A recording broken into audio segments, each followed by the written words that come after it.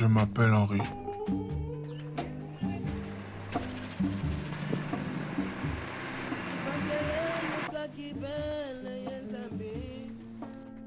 Je suis différent, mais ma différence n'est pas physique ni psychologique.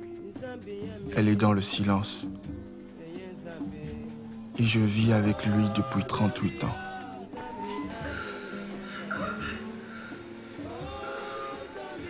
Le silence est devenu un ami, un compagnon.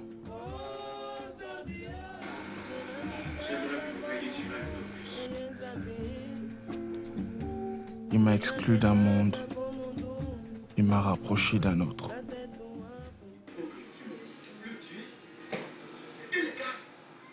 Le début de la sécurité de mon grand frère, c'est après la mort de notre père. Après la mort de notre père, et voilà, et puis, il est devenu sourd.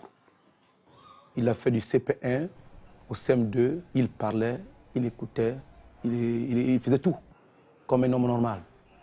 Mais après son CEP et son concours, là, M. Boni Henri Poco-Germain va plonger dans une situation maladive, qui lui va perdre le sang par les narines et les oreilles, le sang coulait de partout.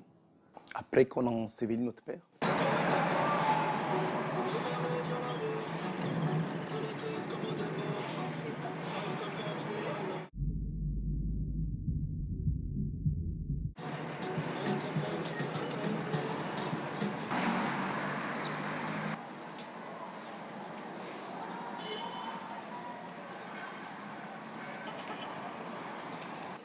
Je commençais à travailler ici, à l'école des sourds, en 1984.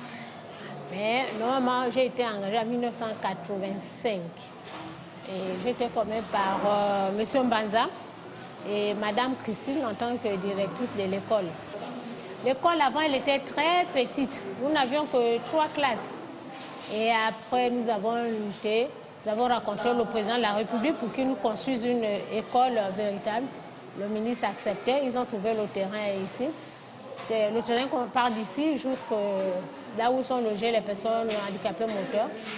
Donc ils sont partis de la Pairie pour ici. Donc j'ai travaillé ici pendant 10 ans. Et la Pairie est restée pour l'association, donc le siège national de l'association. Il n'a pas un salaire d'un fonctionnaire exact. Je crois qu'il était payé à la monnaie des singes. Il va se trouver quelqu'un qui est sous-estimé et il va décider de partir en Allemagne. Il va prendre les fonds qu'il a, je ne sais pas comment il a fait pour trouver des fonds.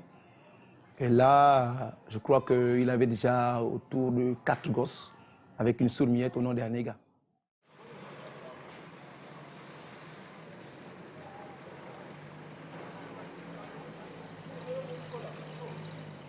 Henri Poco, il est quand même l'une des pièces maîtresses dans déjà la vie de l'association et aussi dans la vie du sourd vraiment en général au Gabon.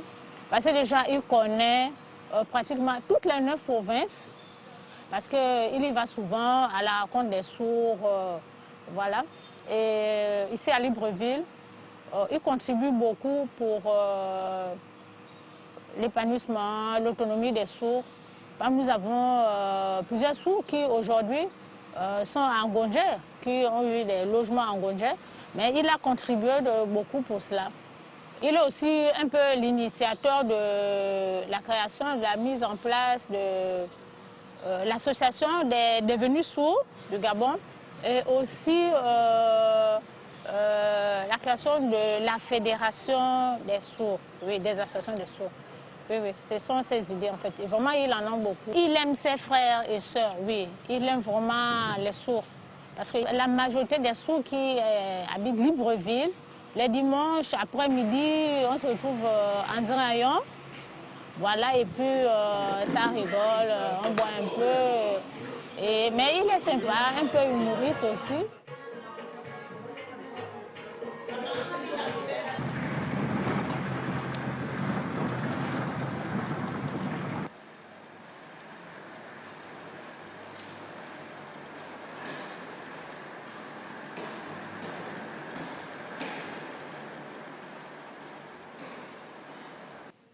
je vais être représentant de Sourmier au ministère des Affaires sociales.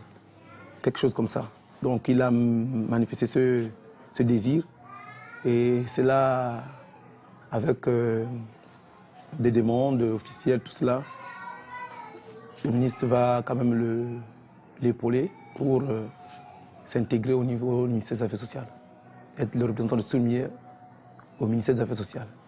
Donc en 6 mois jusqu'à maintenant, depuis qu'il est revenu, il est au ministère des Affaires sociales. Bouini est un collègue très sympathique. Cette année, ça fait 3 ans déjà qu'on travaille ensemble. Il est très jovial, il apporte, si je puis m'exprimer ainsi, hein, beaucoup de joie dans le bureau. Il est ouvert avec tout le monde. En tout cas, pour le travail, il n'y a rien à reprocher à Henri. Je peux dire que la communication n'est pas très difficile. Hein. Bon, comme il arrive à lire sur les lèvres, on s'entend facilement. Mais quand il y a une discussion un peu longue, on est obligé d'écrire parce qu'on est limité par rapport au langage des signes. Donc, à part ça, je suis contente de travailler avec Bouini.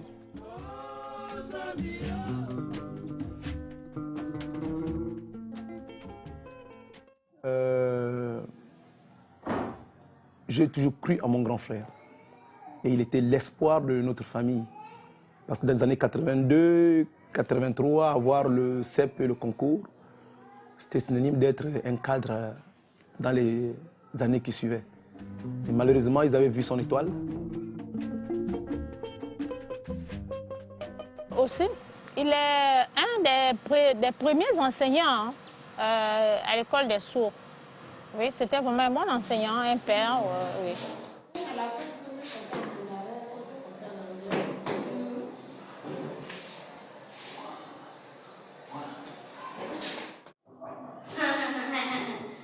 Monsieur Henri, il est vraiment l'une des qualités que j'admire chez lui, la patience. Il est vraiment très patient. Parce qu'avec les sourds, si tu n'es pas patient, franchement, tu passes à côté. L'enfance de la famille Lepoko n'était pas joyeuse, n'était pas mielleuse, n'était pas luxueuse. C'était une enfance de souffrance, de douleur, de misère, de pauvreté, de précarité, vraiment.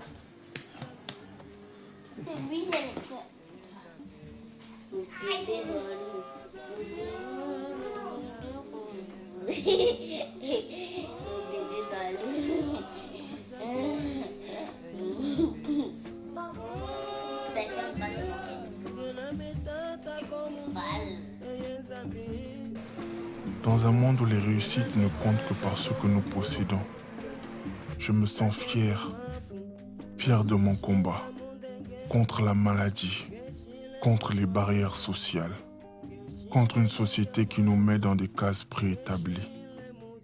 Aujourd'hui, mon combat, c'est pour la jeunesse sourde et muette. C'est l'heure à venir qui me motive chaque jour. Le jour où chaque enfant sourd pourra étudier au même titre qu'un enfant entendant, j'aurai réussi mon pari.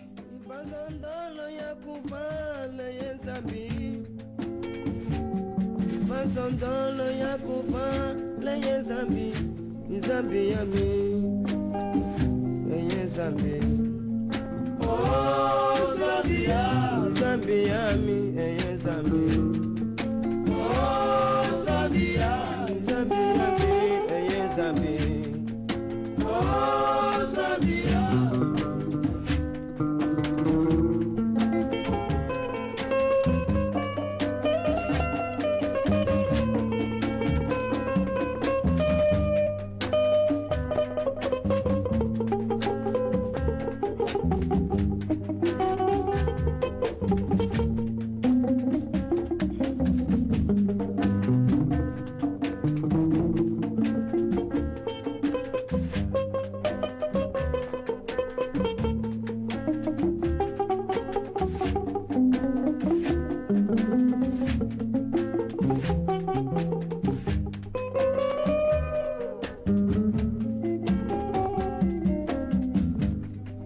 Bazandala